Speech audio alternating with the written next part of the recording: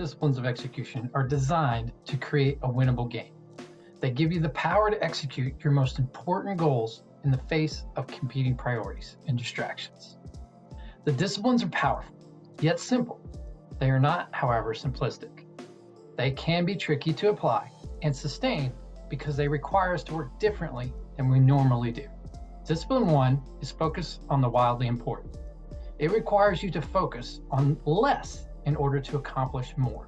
You start by selecting one wildly important goal or WIG instead of trying to work out a dozen goals all at once. We're not suggesting that you ignore the work necessary to maintain your operation.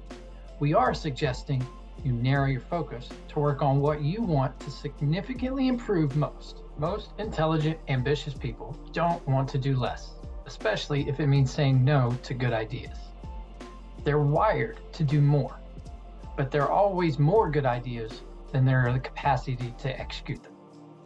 When you choose a wildly important goal, you identify the most important objective that won't be achieved unless it gets special attention.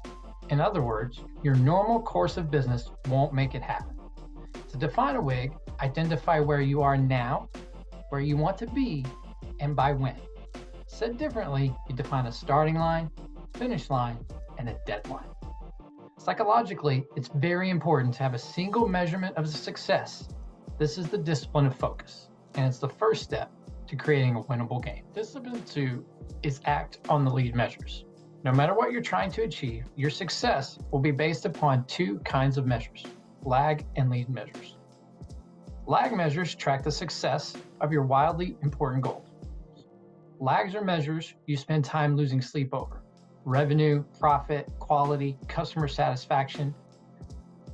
They're called lags because by the time you see them, the performance that drove them has already passed. You can't do anything to fix them. Their history is, in contrast, is lead measures. Track the critical activities that drive or lead to the lag measure.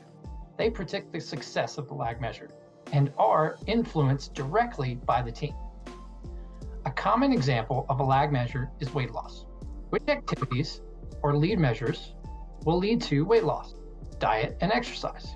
Proper diet and exercise predict the success of weight loss, and their activities we can directly influence. It's simple enough, but be careful.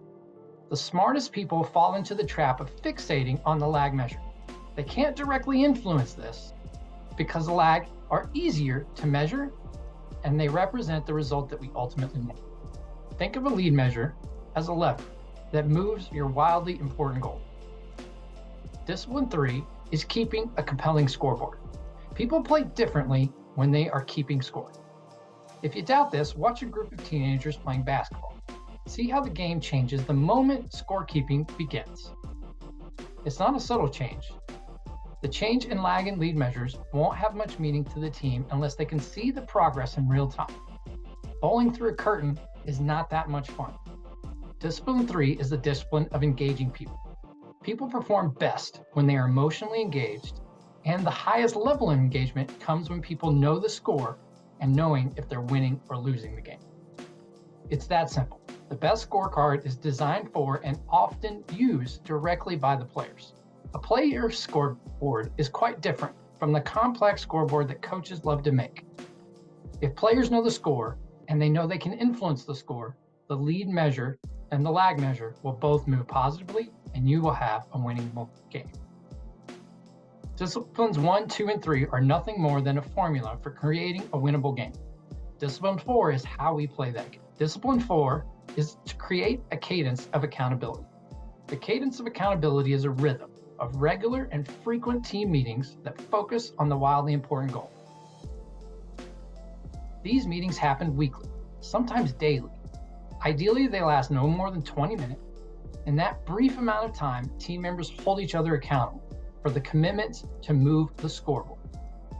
The secret of discipline is in addition to these weekly cadences, there are commitments that team members create during the meeting. One by one, team members will answer a simple question.